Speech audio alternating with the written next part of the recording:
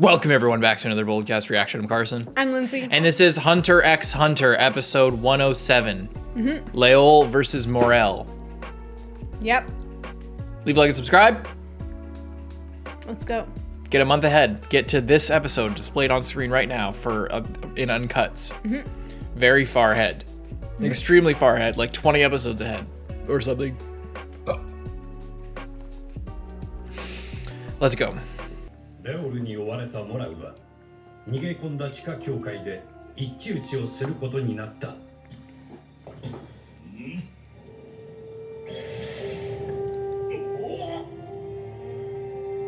雨の日しか発動しない能力。稲村。Tube.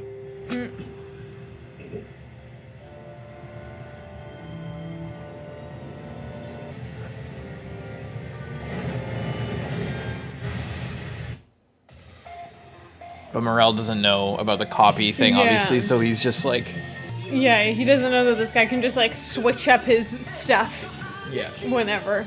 So that's why, like, Leol's just like... My ability activates when it rains. He also doesn't know that they only last for an hour as well, which, if you knew that, then you might behave differently and try to, like, if there was one that you didn't think you could beat, then you could try to outlast it for an hour, which is a really long time in a fight. But you know what I mean? It depends, because, well, Leol might, or Morel might figure that out. Yeah. Because they have the same taste in music. Yeah. And he said what he was listening to, so maybe Morel will figure that out. Yeah. Because if he knows the length of that album that he's listening to, then he might be like, oh, well, it's 60 minutes exactly. That'd be a good thing to do this. If I was, you know, fighting, why would he do that in a fight? Listen to it. Because he said, like, why are you voluntarily giving up one of your senses? Return X and X retire. 俺様の稲村は波を呼ぶ。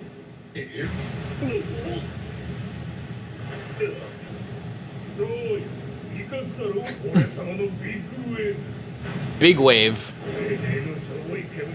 What is that, like, little stick that he has? It's supposed to be like a little trident. Yeah, I guess so. I don't know why it looked so funny when he was just going there for a second.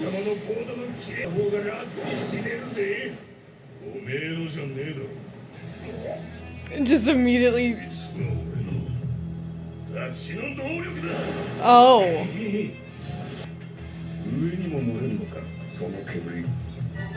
To his buddy. Interesting.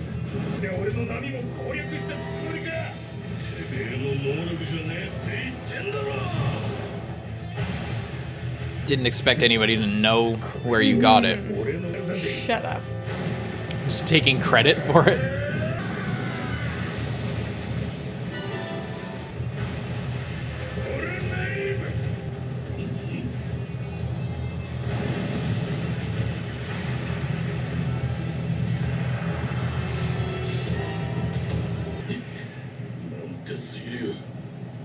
Yeah, underwater when your whole thing relies on you breathing out smoke.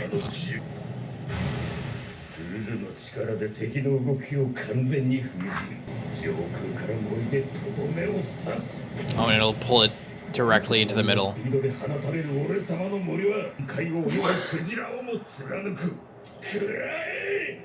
It's not there. Can pierce a whale at the bottom of the ocean? That's insane.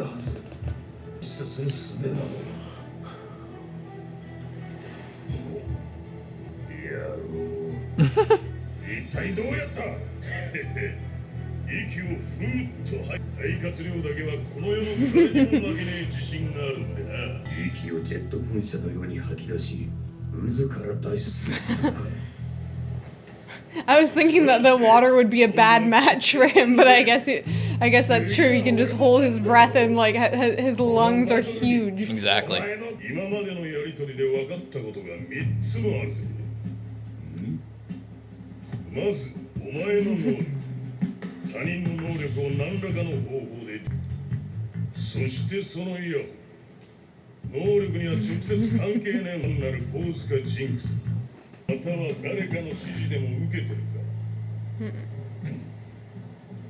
能力の底上げのために自らの聴力をめているが、俺の声が聞こえていいはずねえからな。3つ目は I like how he guessed wrong. That's interesting. That's good writing.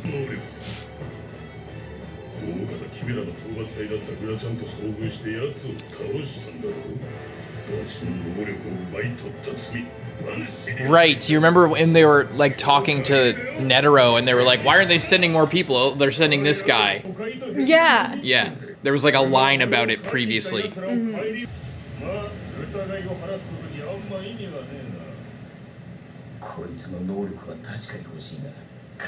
Wouldn't you?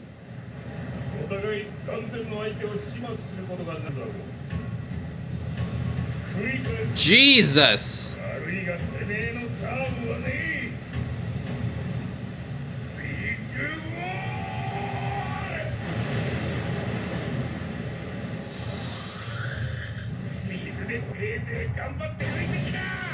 This place is huge. Yeah. Oh my god. It's like multiple whirlpools like clashing in the middle.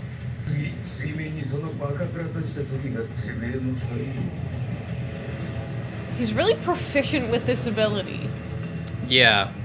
Usually you'd expect people who steal abilities to like not have a full handle on it unless they're like really badass.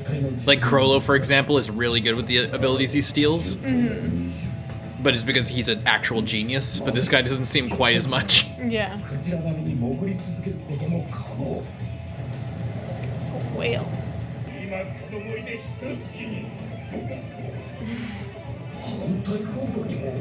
He's just faking him out.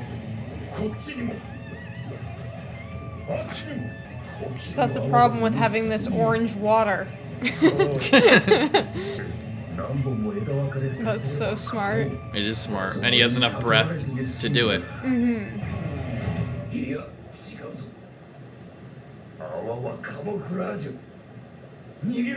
escaping. 肺活量に自信のあるやつならば泳ぎ切るだろう。ここで逃がすわけにはいかねえ。ウェルキンらには手を出すなと言ってやるし。What the hell? I wonder if the bubbles, he's like, yeah, is he poisoning him somehow? He lost concentration on the ability.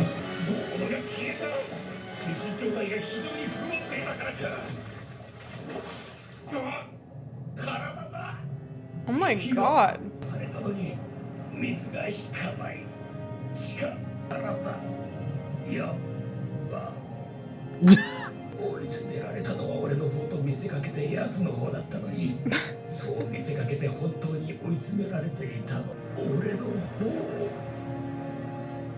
What the hell? I think you're right.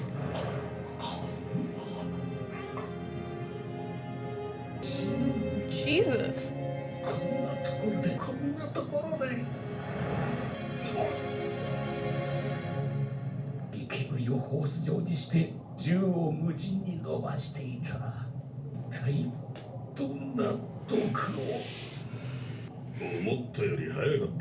Yeah, that was like instantly. Carbon monoxide poisoning. 驚異的な肺活量で異質になった境界の空気を吸い出し、二酸化炭素濃度を増大させたのだ。He just, yeah. Couldn't properly breathe anymore. How many shonen like end a fight like that, you know, with these giant attacks and then it's just like, I can't breathe. Shit, I'm dead. And that's the end of the fight. And he doesn't even have to go up to the surface to breathe again. He just takes off out of there. Yeah. Damn. That's such, I love that ending to the fight. It's so not what you would expect. That's crazy. これで数時間は自由に動ける。必ずこの目で奴らを見る。 Oh boy, Pamu. リセフの行動はチェック済み。どうすればここから脱出できるか。私がここから逃げたとしても、護衛軍に黙って悪さをしていた奴は、それりえない。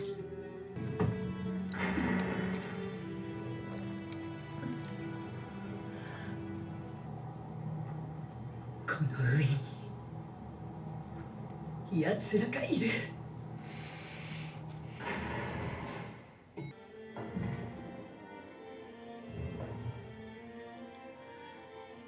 So sketchy. I've seen this place before. Mm-hmm.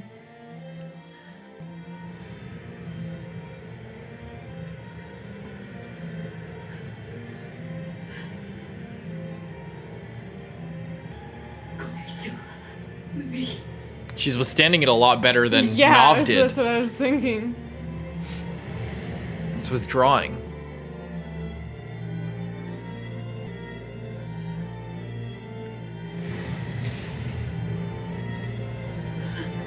Shit.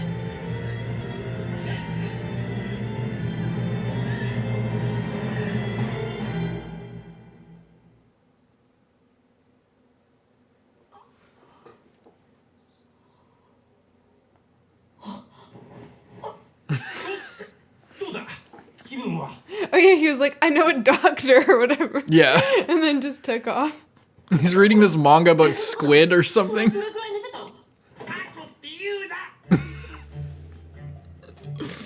Oh my god. ここは裏の人間専門の闇病院だ。出っ放しだったのお前。 2 days. 急がなきゃ。おい、傷口が開くだろう。作戦を続けねえと。バカ。生死の境で綱渡りしてたやつが。せめてあと何日か。ああ、目覚めたか。よかったな。おかげさんでね、退院するから。治療費もらってから Oh ね。 god. 入院費も含めて全部で100これ払えないと体の一部いただくよ。今は財布ねえよ。戻ってから送金する。なんて返すバカいないね。代理の人に持ってきてもらうまで入院するがいいね。そんな時間ねえよ。電話貸してくれ。 Is he calling his family? 一番ジェニーね。 What? お前黙るか、あっち行け。もしもし。 Oh, Oh, gone. God. Oh. 今どこ？大丈夫？何があったの？だって全部。やられてさ、病院送りにされてた。そっか。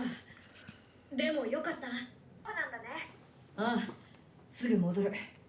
そっちは何かあったか？こっちは心強い味方ができたよ。しっかりナックをこうしてる。うまくいけば王を倒す奇策があるんだ。ほう。早く会ってキルアの意見聞きたいな。Okay. Do you remember what happened with them? Miller saw him with the dogs. Yeah. He was like, that's no, won't be enough. Send me some money. あとはパームか。もうピトーの縁で気づかれちゃってるんじゃない？おそらく宮殿地下の格納庫だ。そこなら周囲に 5km ほど通路を持っていてピトーの縁も届かない。ただ出入り口が宮殿の中にしかないから脱出できずにいるんだ。ノブさんの様子はどう？やつはおそらくリタイアだ。 It's still so crazy. だが出口はちゃんと設置できたそうだ。 Can they can use the exits without him being there? He can open them for Okay. them. So he can like just stay inside there and like let them in.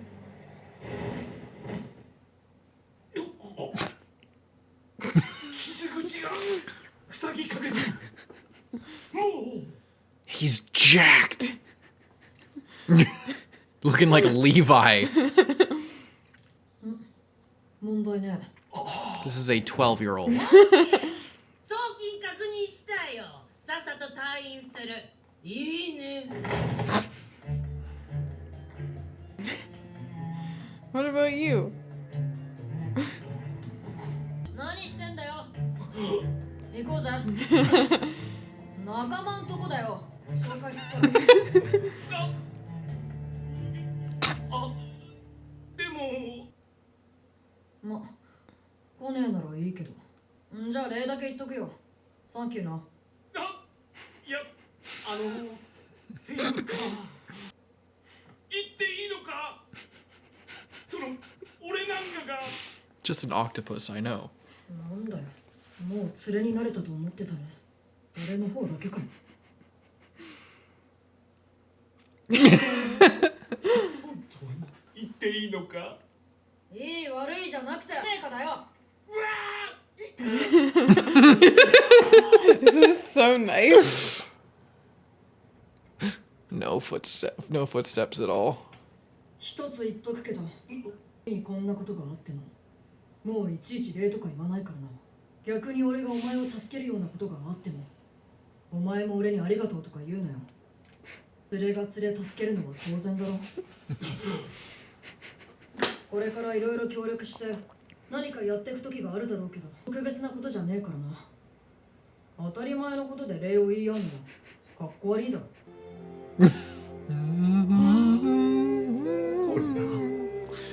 俺が憧れて求めた世界、恋焦がれて追い続けて、心のどこかで自分には無理だ、似合わない、叶わないと諦めていた世界 Sees the whole galaxy in his eye.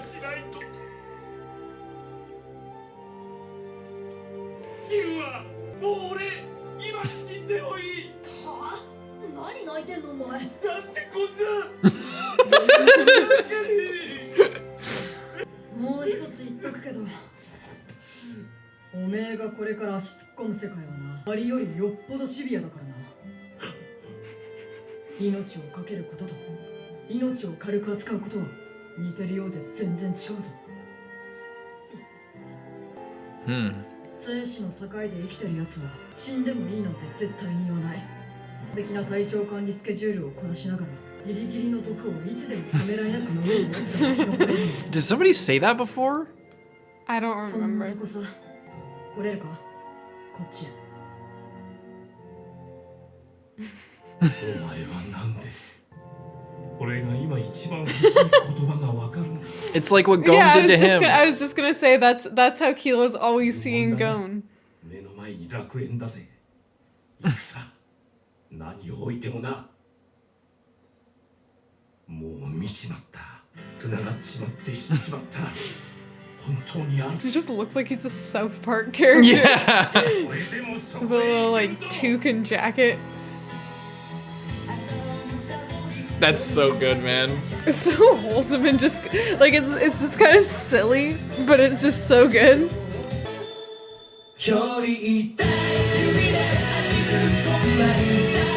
Those two shots of like Gon and Killua where it's like I that know. just it so sums up like the switch that they've Yeah. had, you know, especially like with this episode, I know. with how Killua's being towards fucking Ikalgo. Yeah, I was thinking that too.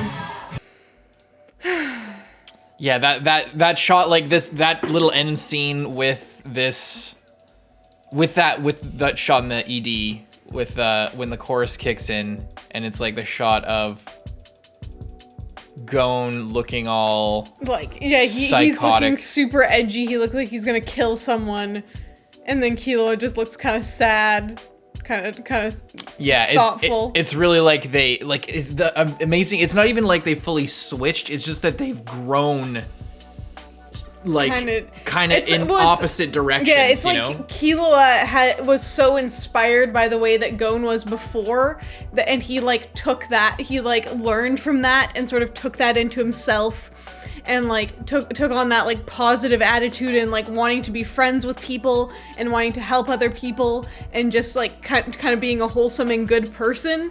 And then Gon has just become kind of more bitter and more Animalistic. Yeah, just like ready to fight, or like he I think it's also because like Killua started off kind of only seeing the bad side of things, like, and then Gon showed him the good side of stuff, so then he's like looking for that and inspired by that, where Gon had a very naive and like simple childhood, and just over the course of time has been exposed to more and more evil in the world and has become like really bitter about that and really like ready to stand against it and like you know, It's less bitter and more like indignant. It's like it's like It's like it's not like he feels negatively towards it. It's like he accepts it for what it is. It's just that, you know, it seems like he's being tested more, and the response is more basic. It's not as, you know, hopeful necessarily. It just kind of is what it is type response. Like, oh, you know, if you lied to me, then it would be easier for me to kill you. Basically, like that's his response to meeting his chimera ant buddy, as opposed to Killua. But yeah, but with Killua, it just shows a lot of growth since the Hunter exam arc, with like how his brother was like trying to manipulate him. Like, you don't need friends. You don't have any friends. You have your family. Your family is what's important, and your blood is what's important. Everything else is useless, and you know, you're not the type of person who deserves friends. They're not for you. And then now he's all talking about like what it means to be a friend, and how you don't thank your friends because you expect your friends. Understanding there. Yeah, it's expected, because that's what being a friend is that you expect help from each other all the time, and you help each other. It's mutual. Yeah. It's really interesting to think about, and it's not like Gon is like this all the time. It's just more and more kind of leaning towards that side of himself. Yeah, about the South Park character thing, I forget if somebody else, like maybe the normies, mentioned that when I watched their reaction, or if I thought that before, or what, but I think I've heard that before. I also love how he's like standing up this ramp, so they're like looking at each other, and then Killua comes over to him and he's like a foot tall. Yeah. And it's not even like Killua's tall, Killua's really short, he's just a kid. Yeah. It's funny. And Palm. Yeah, I don't know if she's gotten caught, fucking or Bezef over seems here, to be about to be caught. Yeah, she came in contact, and yeah, the fact that so what happened there was the N of a purple color went away. And then, which I think is Pouf's N, because he said that he would take up while pitou is healing. And then it went away, and then the red Nen came back. Yeah. And I think Pouf also said like, it's my end's not as good as yours. Yeah, Pouf's end couldn't go as far. So yeah, that must be pitou's end coming back. Yeah. So pitou must be healed or mostly healed now. You mean the king? Or yeah, the king, because pitou was doing the healing. So yeah. Not good. Because good. if Palm gets caught, then they're screwed. Maybe she could quickly go in the exit, because the exit is like right there. Knov has to open it for her. Oh shit. Well, how would he know? He wouldn't know. He has no idea. He's in the place. He doesn't know. Then how is he gonna do it later? Do they have some way? They're going to go in through the exits.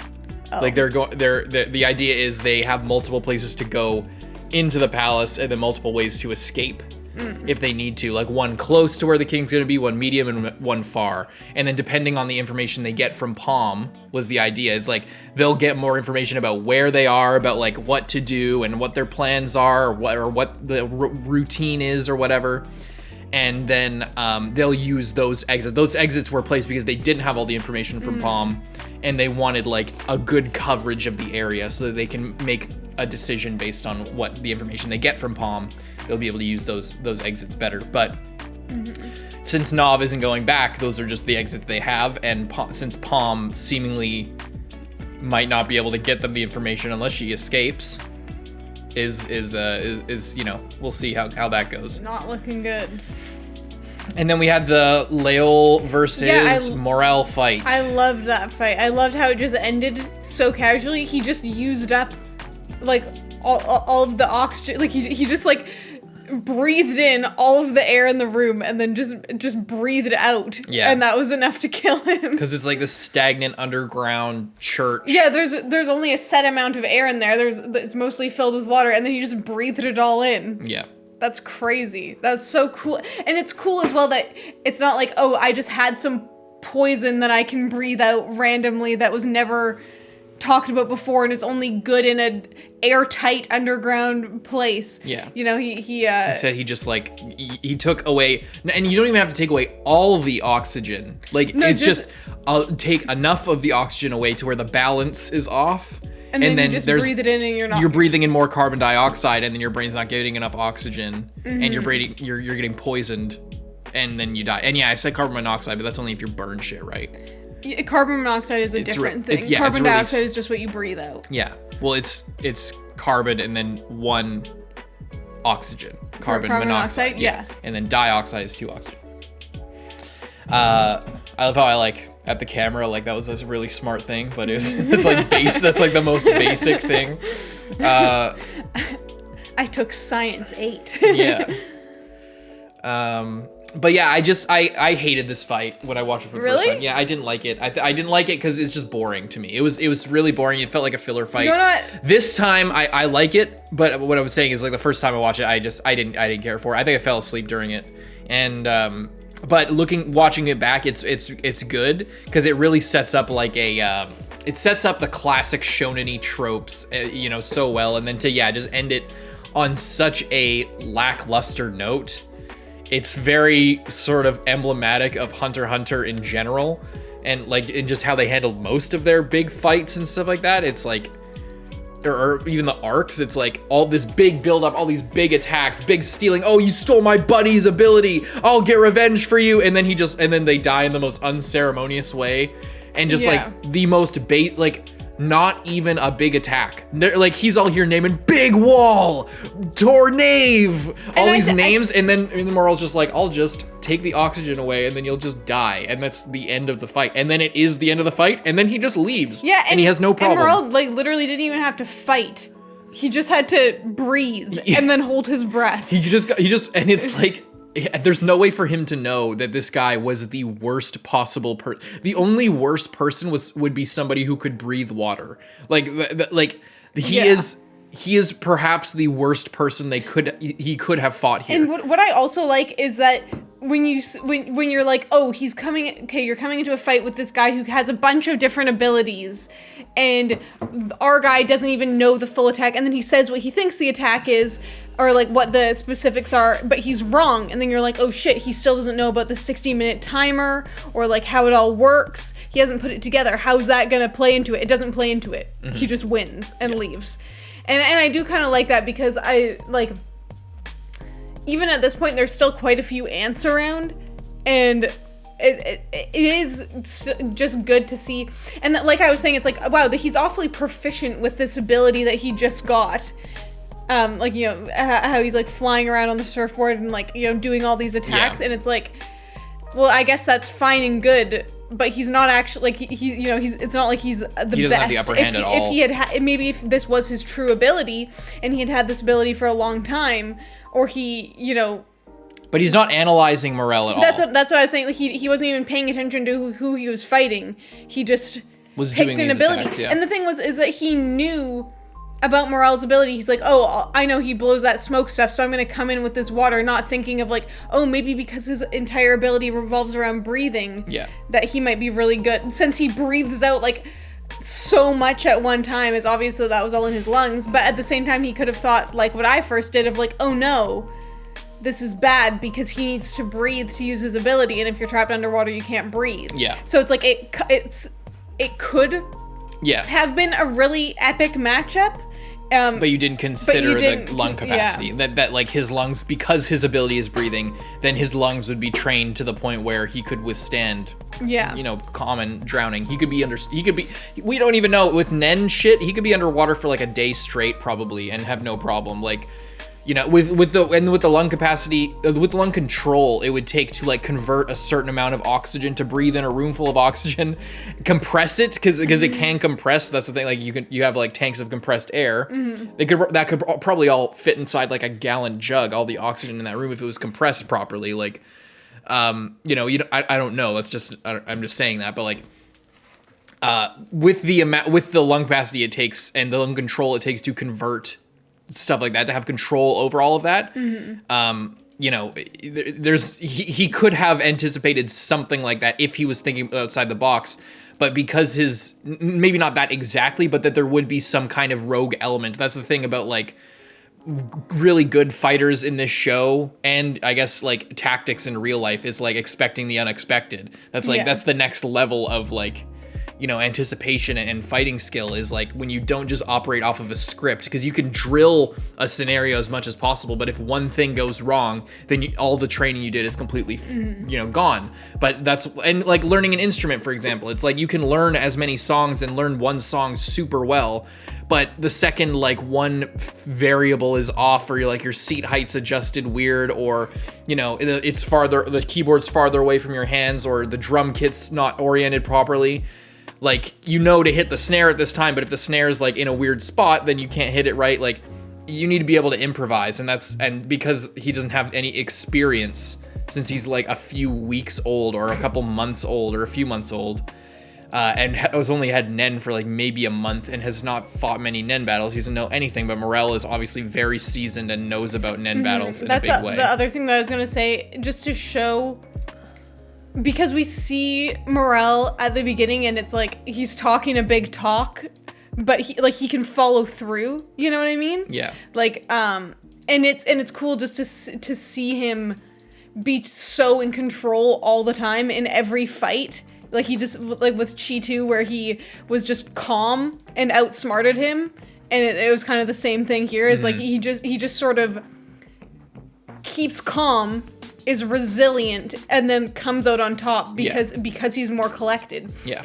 And that's interesting. It's so interesting, and I'm really excited to see him, like, if, you know, like in the later stages of this, where they're actually going up against the guards and everything. Yeah. Because we saw with Knov, where he was all like, oh yeah, you got running away, and then he got so scared. And I'm not saying that's necessarily his fault for getting so scared, because that's just kind of the way it scary. Is. It's terrifying, but I'm interested to see if Morel encounters that, if he's able to keep his composure better, just because of like that's kind of just his style, you know? Yeah, and one writing thing that I mentioned in the episode was Morel guessing wrong why he does the headphones. That's such an overlooked writing tool in situations like this that I'm so glad he employs here, because we were told why he does that. It's because it's 60 minutes, that's the time limit of his ability. He's playing it on low, and since he knows the album so well, he can track where it is and how far along he is, and it's just a good way to keep his rhythm. And he says for luck, that's maybe a part of it. Like, why wouldn't he just like have a metronome or like an actual timer plugged into his ears? No, he plugs in this album he likes, so maybe it's for luck partially. But Morel guesses a bunch of shit wrong about like why that part specifically. He guesses partially right, but not 100% right, because he's like, it has nothing to do with your ability. It's like, yeah, that's actually true. But if you're writing something, it just helps the believability of the conflict so much. If you know, the guy who's going to win doesn't guess everything right, it's like there can be this fog. It feels like a fog of war. Like, you don't know what's on the other side. You don't know exactly what's happening. There's like it makes them feel like they're actually checking and playing against each other. You know? But he's smart enough, and like we know he's smart, and he's smart enough to guess certain things right, or like to make a guess. Yeah. But not know everything, and not have a 20-minute monologue of him explaining, oh, and I figured this out because you did this, and then it's just like, okay, whatever. I already knew that. I didn't need you to re-explain it to me just to let me know that you know. It's like he says a couple of things just to like see what it is, and then based on that, and even telling him that was part of his plan, because he told him that, and then him responding, he was like, oh, so he can hear me. He's not purposefully just getting himself in the zone. It's something else. Yeah. So it's like, he's gathering information. So even him just making that guess and then giving the chance for Leol to respond was part of him gathering information about the fight. It's like you don't stop gathering information, and you don't just gain it based on what attacks they're doing. That was really cool. And that's why I think this fight, although like if you take out all of like the smart writing features about it and like the end of it, it is kind of a lame fight. It's just Yeah. kind of silly. He's flying around on these waves, and it's just like you kind of know, you think that he's gonna lose anyway. Yeah. It's kind of just whatever, but all of those things are what make it like intriguing. Yeah. And what make watching it with like a critical lens kind of better and more intriguing, because like you were watching it the first time and you're like, this fight just sucks. Yeah. I don't care. But then when you're analyzing it, you're like, actually this fight is really good and kind of an example of the whole show and like everything that it's kind of about. Mm-hmm. And another thing, like writing wise, it's like there's whatever you're writing, whatever, if you pay attention to shonen or like anything, whenever there's like a big battle or something, there's like it tells it, you can guess a lot about the outcome based on the perspective. So like if the characters are like, wait guys, I have a plan, and then they sit around, make a plan, but we don't see it, and then we see it play out, and they're like, oh my god, that was the plan the whole time, and it works. Yeah. It's like, if you don't see them making the plan, they're probably going to succeed. And the same goes if you learn all of the plan beforehand. It's not just going to play out with no hiccups at all. They might have to improvise and come up with a solution midway, but like if you hear the whole plan at the start, you can be guaranteed that it's probably not going to follow that exactly. Yeah. But this is a good way of like show both perspectives, show a little less of one, but like, you know, testing, and like you get an answer, you know what this is for, the other character's guessing it, and you can kind of play both sides, and it keeps it interesting, and it keeps it from, you know, the audience from, you know, knowing exactly what's going to happen from the get-go. So that's good. It's awesome. Leave a like and subscribe. We'll see you guys next time. I'm Lindsay. Bye-bye.